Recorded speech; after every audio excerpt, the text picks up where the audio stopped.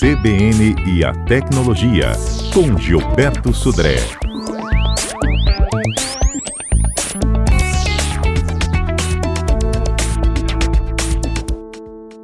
Gilberto Sudré, bom dia! Bom dia, Patrícia. Bom dia, ouvintes da CBN. Bom, hoje, quarta-feira, o assunto são os fabricantes de celulares que estão apresentando características como a prova d'água e resistente à água para diferenciar um do outro ou para se diferenciar dos concorrentes. Que história é essa, Gilberto?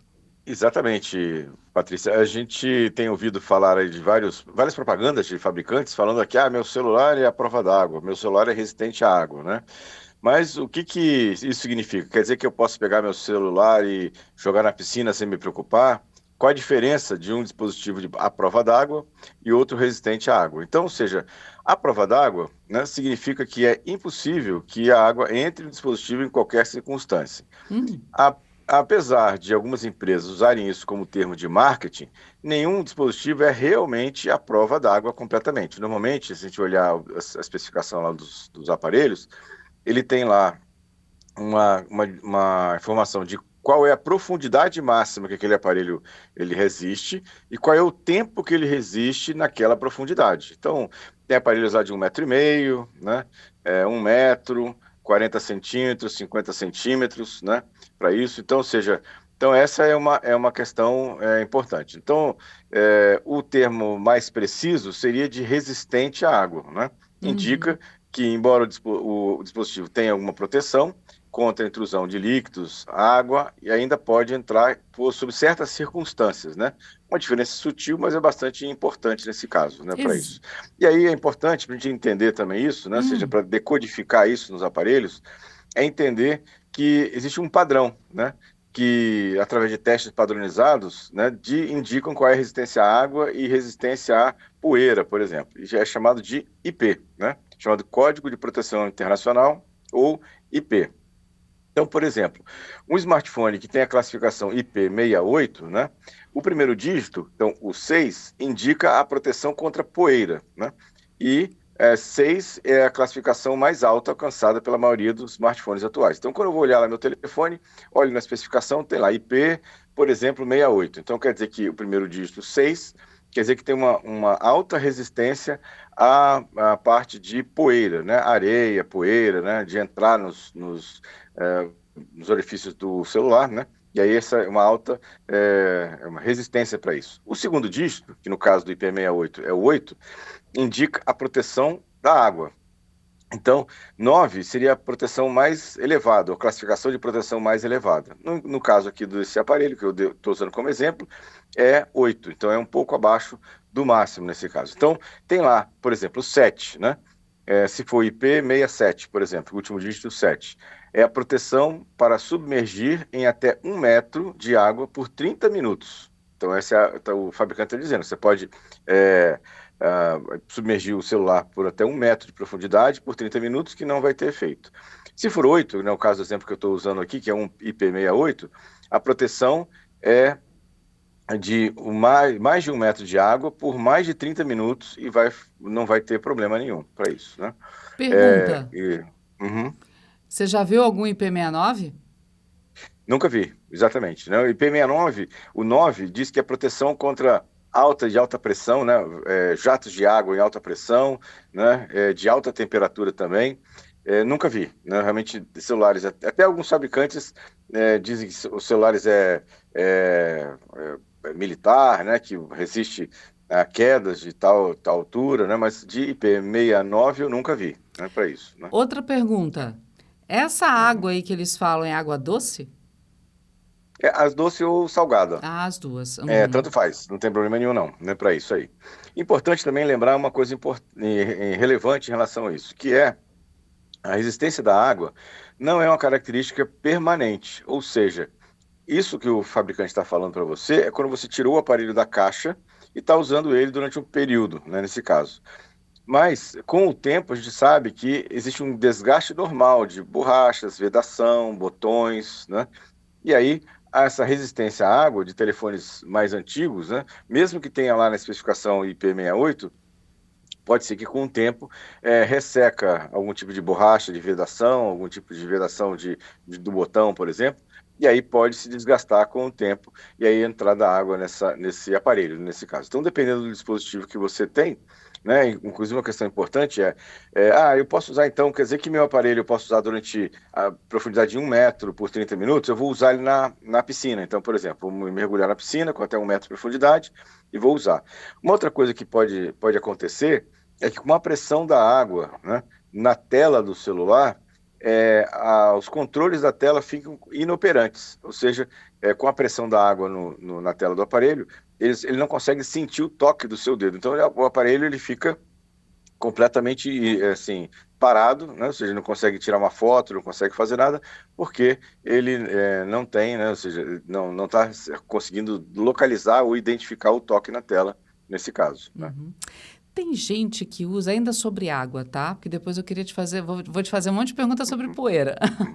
Mas vamos lá, ainda Uhum. sobre água, tem gente que usa, e isso foi uma moda alguns anos atrás, umas bolsinhas que você Ah, fechava sim. também, tipo zip, né? Que você puxava e aí Uhum. você conseguia mergulhar. Algum dispositivo do tipo resolve, ajuda, contribui? Então, tem algumas questões aí em relação a isso. Essas bolsinhas, né, eu já usei, inclusive, né? Elas funcionam muito bem, né? Hum. Protegem bastante bem o aparelho. Você tem que testar antes, né? A minha sugestão é que você, antes de utilizar com o seu aparelho, você coloca lá um algodão, né, dentro dele, lacra, fecha como deveria ser, mergulha com essa bolsinha até uma profundidade que você acha que vai mergulhar, volta e olha se o algodão está molhado ou não, né? Então, esse é um teste prévio que você tem que fazer. Mas vamos supor que está tudo funcionando, você testou e não entrou água. Aí você vai colocar o celular dentro dessa bolsinha, vai lacrar e vai mergulhar com o celular. Aí eu tenho duas questões. A primeira delas normalmente, existe uma janela, né, com um plástico que vai cobrir a lente, né, do seu celular para poder fazer a foto ou o vídeo. Esse plástico não é de boa qualidade, normalmente não Uhum. é de boa qualidade. Então você tem uma câmera super, né, sensível, moderna, com muitos megapixels de resolução e colocou um plástico de terceira categoria na frente da lente e aí a sua fotografia vai ficar fora de foco, embaçada, coisa parecida. Não tem E o foco que segundo ponto resista, né? não, exatamente. E um outro ponto que tem que levar em consideração é aquilo que eu comentei da pressão da água. Mesmo que ele esteja dentro da bolsinha sem água ali, a água faz uma pressão na bolsa que faz uma pressão sobre a tela do celular. E aí você não vai conseguir operar o celular debaixo d'água, exatamente porque a tela está inoperante também. Então, são as duas considerações que eu faria em relação a isso, né? Eu tenho uma que é minha. É um investimento muito alto para botar dentro d'água. Eu não boto. Com certeza absoluta, com certeza, Eu sou meio radical. assim, absoluta. Aparelhos hoje em dia, aparelhos muito caros, né? Você colocar isso debaixo d'água assim do nada é interessante no sentido de caiu sem querer, né? E aí Uhum. você tem uma salvaguarda nesse caso, mas deliberadamente você ir lá e fazer levar o celular e colocar ele debaixo d'água, eu acho realmente bastante arriscado, né? Inclusive, os primeiros comerciais lá atrás, né, dos celulares que Uhum. vinham mais resistentes à água, mostravam a pessoa na rua e de repente começava a chover e o celular molhando muito. E aí a pessoa Isso. balançava o celular, guardava e tal. E o outro lavando louça, e o celular escorregou e caiu na pia que estava cheia d'água. E aí ele foi lá, tirou, balançou e tal. Ou seja, para isso tudo bem, né, Gilberto? Exatamente, assim, é uma salvaguarda caso aconteça Uhum. algum acidente, né, de molhou ou muitas vezes o cara tava com o celular no bolso, teve que cair na piscina para salvar alguém, por exemplo, né, ou para pegar alguém lá que estava passando mal, por exemplo, na piscina, isso resolve e ajuda você não perder o seu aparelho, mas deliberadamente ir e levar e submergir o celular, eu acho realmente bastante arriscado. Outra coisa que eu fico cismada também, água pura, ok, mas você tem água salgada, tem sal, tem areia, né? Tem outras Então, coisas. Piscina tem a, cloro. os fabricantes não falam nada sobre essa questão, né? Falam sobre água, mas assim, realmente eu não recomendaria, né? Pelo menos na parte da água de sal, né? Água salgada, é um tipo de líquido bastante abrasivo, bastante corrosivo, né? Por causa do sal da água. Então eu realmente não levaria para o mar, né? Uhum. Mesmo tendo esse tipo de proteção de IP68 ou coisa parecida lá. Água doce menos piscina, sim, tenho minhas dúvidas também. Uhum. Eu te perguntei se você já tinha visto um IP69, você disse que não. Mas você já viu algum celular falando que é a prova d'água? Não, nunca vi. Só Nunca vi. A resistente prova mesmo. d'água. Não, tem alguns, na verdade, assim, de marketing, tem alguns que falam que são, né? Uhum. Agora, ter certeza que são a prova d'água, eu nunca vi, mas assim, tem alguns fabricantes, né, que fazem isso. Por isso que é importante não confiar cegamente nessas declarações de marketing. Muitas vezes o fabricante usa isso como forma de se diferenciar dos concorrentes, né? Então, ou seja, tem que usar como a gente fala na internet, tem que desconfiar, né? Sempre tem que ouvir isso com certo cuidado, né? Isso aí. Uhum. Agora, sobre a resistência à poeira, né? Uhum. Que é o primeiro númerozinho, o 6, né, no caso. Isso é isso, É, isso. as pessoas ouvem poeira e pensam naquela poeirinha da casa que junta durante o dia, mas se a gente parar para pensar bem, Gilberto, por exemplo, aqui na nossa realidade, a gente tem a poeira, o pó preto, a gente tem a Sim, areia da praia, que a gente até falou várias isso. vezes aqui do INMET, movimentação de dunas, areia da praia para a rua, Uhum. e às vezes seu celular está lá, você está deitado na areia, está no quiosque, e essa areia vai. É, Isso. como é que é isso? Então, nesse ponto, assim, os celulares são bem melhores de Uhum. proteção contra areia, né? Então, ou seja, eles têm a proteção realmente de areia, né? Em relação a entrar no aparelho, eles são mais resistentes, né, em relação à água. Mas eu tenho uma outra consideração em relação à areia, que é arranhão da tela. Você pega um celular cheio de areia, coloca no bolso, aquela areia que ficou na tela vai ficar raspando na tela e pode causar ou um arranhão na tela ou um arranhão na parte de trás do celular, né? Então, por isso que tem que tomar algum cuidado em relação a isso. Não em relação à entrada da areia no celular, mas em relação à parte externa do aparelho para isso. Ainda tem gente, por incrível que pareça, que não usa película de proteção nem nas câmeras, nem principalmente na tela, né?